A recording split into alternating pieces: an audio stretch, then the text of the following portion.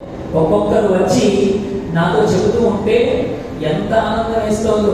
అయ్యగారు పొద్దున 4:30కే నిద్ర లేచాం, ఇంట్లో అన్ని పనులు చక్కదిద్దుకొని ఎప్పుడెప్పుడు పదవుతుందా, ఎప్పుడెప్పుడు భాగవతానికి వెళ్దామా అని మా కాళ్ళన్నీ ఉమామహేశ్వర ఆలయం వైపుకే నడుస్తున్నాయని చెబుతూ ఉంటే నిజంగా ఆనందం కలుగుతుంది. భగవన్నామ సంకీర్తనకు మనం ఏం చేయాలో ప్రహ్లాదుడు చెప్పిన విధంగా మీరందరూ ఆ విధంగా చేస్తూ ఉంటే ఇంకా ఇంకా ఇంకా ఇంకా భాగవత తత్వము ఆ భగవంతుడు నాచే పలికించాలన్న ఉత్సాహం నాకు కలుగుతూ ఉన్నది. కాబట్టి ఆ భగవానుడు ఎంత పలికిస్తే అంత పలకడానికి ఈ వ్యాసపీఠం మీద నాకు అనుగ్రహాన్ని ఇచ్చాడు. నేను ఎంత పలికినా అర్థమైనా అర్థం కాకుండా వినేశక్తిని అందరికీ ఇచ్చాడమ్మా. కాబట్టి మీ అందరికీ వందనాలు, మీ అందరి ఓపికకి వందనాలు. కాలమును దృష్టిలో ఉంచుకొని భాగవతాన్ని వింటే నిజంగా మనం వినలేమండి.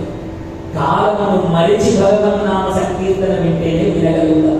కాబట్టి ఆ భగవంతుడు మన అందరికీ ఇంతే శక్తిని ఇవ్వాలని కోరుతూ జయ గోపాలకృష్ణ భగవానికి సూత మహర్షి మహాములకు తెలియజేస్తూ ఉన్నాడు.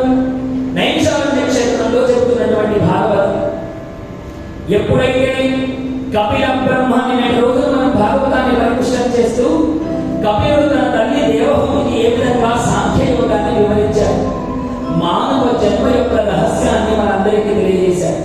ఏ విధంగా అమ్మ కడుపులో వీడు పుడతాడు, ఏ విధంగా పెరిగి పెద్దవాడుతాడు, మళ్ళీ ఈ సంసారం అన్న మాయలో చిక్కి తన జన్మనంతా వృధా చేసుకుంటూ ఉన్నాడు. మొదటి రోజు చెప్పినట్టు జంతువునాం నర జన్మ దుర్లభం. అసలు మానవ జన్మ వచ్చింది అంటేనే ఎన్నో కోట్ల జన్మల పుణ్య ఫలితం ఉంటేనే మానవ జన్మ మనకు లభిస్తుంది. పుణ్య ఫలితం లేకపోతే మానవులై మనం పుట్టనేలేము. ఒకసారి నారదుడు అమ్మవారి దగ్గరికి వెళ్ళాట. అమ్మవారి దగ్గరికి వెళ్ళి నమస్కారం చేసి అమ్మ నిన్ను అస్తమానము అందరూ జగదంబ జగదంబ జగదంబ అని పిలుస్తూ ఉంటారు, ఏమమ్మా కారణం, ఆ పేరు అర్థమేమిటి, జగదంబ అంటే ఏమిటి అని నారదుడు అడిగాడు. అడగంగానే అమ్మవారు ఆనందపడి నారదా మంచి ప్రశ్న వేశావయ్యా, నీకు జగదంబ అంటే ఏమిటో అర్థం తెలుస్తుంది. అదిగో ఒక గ్రామము, ఆ గ్రామంలో ఒక మురికి గుంట ఉన్నది, ఆ మురికి గుంటలో చిన్న ఈగ ఉన్నది, ఆ ఈగను పెట్టి అడగవయ్యా అనగానే నారదుడికి చాలా చిత్రంగా అనిపించినా అమ్మ చెప్పింది కదా అని వెళ్ళాడు. మురికి గుంటలో చెయ్యి పెట్టి మరి ఈగల పైకి తీశాడు. అమ్మ ఈగమ్మ జగదంబ అంటే ఏమి అడిగాడు. ఎట్లా అడిగాడు, అడిగిన మరుక్షణం ఈగ చనిపోయింది. అయ్యో ఈ ఈగ చనిపోయింది ఏమిటి అని అమ్మవారి దగ్గరికి వెళ్ళాడు. వెళ్ళి అమ్మ నువ్వు అడగమన్నట్టే అడగాలమ్మా, ఈగ పోయింది. అలాగా అడగరా? అయితే అదిగో అదే గ్రామమున ఒక బ్రాహ్మణుని ఇంట గోవు ప్రసవించుటకు సిద్ధముగా ఉండే. ఆ గోవు చిన్న లేగ దూడ పుడుతుంది. ఆ లేగ దూడని వెళ్ళి అడుగు నారదా, నీకు తప్పకుండా జగదంబ అంటే ఏమిటో తెలుస్తుంది అని అమ్మవారు. ఇప్పుడు నారదుడు ఒక కింద చిన్నగా అసహనం కలిగి వెళ్ళాడు. గోవు ప్రసవించింది, తెల్లని లేగ దూడ పుట్టింది. గుడి అడుగులు వేస్తూ అప్పుడే అమ్మ కడుపులో నుంచి వచ్చినటువంటి ఆ లేగదూడ సరిగా నిలబడలేనటువంటి లేగదూడ చెవులో వెళ్ళి అమ్మ లేగదూడ జగదంబ అంటే ఏమిటి అడిగాడు.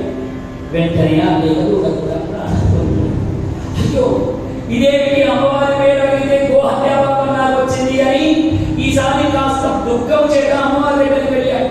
అమ్మ నువ్వు అడగమన్నట్టు అడిగానమ్మా, గోవు చనిపోయిందమ్మా, ఇదేమిటి వైపరీత్యము అన్నాడు నారదుడు. అవునా నారదా, అలా జరిగిందా? అమ్మవారు ఏమి తెలియదు. అలా జరిగిందా నారదా? అయితే అదిగో ఒక రాజ్యము, రాజుగారి ధర్మపత్ని రాణి ప్రసవించడానికి సిద్ధంగా ఉన్నది. ఇప్పుడు రాణి గారికి ఒక అద్భుతమైన యువరాజు పుడతాడు. వెళ్ళి ఆ యువరాజును అడగవయ్యా, తప్పకుండా ఈసారి నీకు నీ ప్రశ్నకు జవాబు దొరుకుతుంది అన్నదట అమ్మవారు. అమ్మ ఈగ పోతే ఎవడేమి అనలేదు, ఆవు పోయినా ఎవడేమి అనలేదు, ఇప్పుడు రాజు కొడుకు ఏమైనా అయితే కొడుకుంటారా? నీకు దండం అమ్మా అన్నాడు.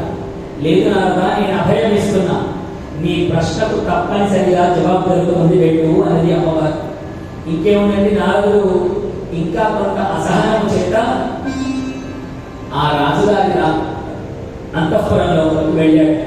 రాణి ప్రసవించింది. అద్భుతమైన ముద్దులకే ఒక కుమారుడు పుట్టాడు. పుట్టి పుట్టగానే ఈ పిల్లవాడి దగ్గరికి వెళ్ళాట.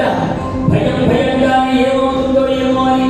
అయ్యా యువరాజా, జగదంబ అంటే ఏమిటి? ఈ ప్రశ్న కూడా పూర్తి కాలేదు. ఆ యువరాజు నవ్వడం మొదలు పెట్టాడు. చిన్న పిల్లవాడు కిలకిలా నవ్వుతూ ఉన్నాడు. వీడేమిట్రా ఇప్పుడే పుట్టాడు, ఇంత నవ్వుతున్నాడు అని అనుకునేంతలోనే మాట్లాడడం మొదలు పెట్టాడు. ఏం మాట్లాడుతూ ఉన్నాడు? అయ్యా నారదా, నేను ఈ జన్మలో ఉన్నప్పుడు జగదంబ అన్నావు నా చెవులో, అది పోయింది. ఆవు జన్మ ఎత్తాను, ఆవు జన్మ ఎత్తి ఎక్కగానే మళ్ళీ జగదంబ అన్నావు, అది పోయింది. అది పోయి ఇప్పుడు నేను ఉత్కృష్టమైనటువంటిది మానవ జన్మ ఎత్తానయ్యా. మానవ జన్మ అంటే ఇలాంటి మానవ జన్మ కాదు, అన్ని భోగములు అనుభవించే రాజకుమారుడిగా పుట్టానయ్యా. ఇదే నామ సంకీర్తన యొక్క ఫలితము. ఇదే అమ్మ నామము వినడం వల్ల కలిగేటువంటి అద్భుతమైనటువంటి అవకాశం. కాబట్టి మనం ఎన్ని జన్మలలో భగవంతుడి నామాన్ని ఎన్నిసార్లు విన్నామో ఇప్పుడు మనం అందరం మనుషులపై పుట్టాం. ఒక్కసారి ఈ చెవుల మీద నుంచి నారాయణ అని వెళ్తే చాలు, నరజన్మ దుర్లభమైనటువంటి నరజన్మ మనకు లభించింది. మరి లభించినటువంటి ఈ మానవ జన్మను మనం సార్థకం చేసుకోవాలి. ఎందుకు అంటే ఒకే ఒక్క అవకాశం మీద మనం నిలబడి ఉన్నాం. 99 డబ్బాలో నిలబడి ఉన్నాం. ఒక్కటే పాచిక వేసామా వైకుంఠానికి వెళ్ళిపోయే అవకాశం ఉన్నది. ఆ పాచిక వేయలేక మళ్ళీ అమ్మ కడుపులో పుడుతూ చస్తూ మన జీవితాన్నంతా వ్యర్థం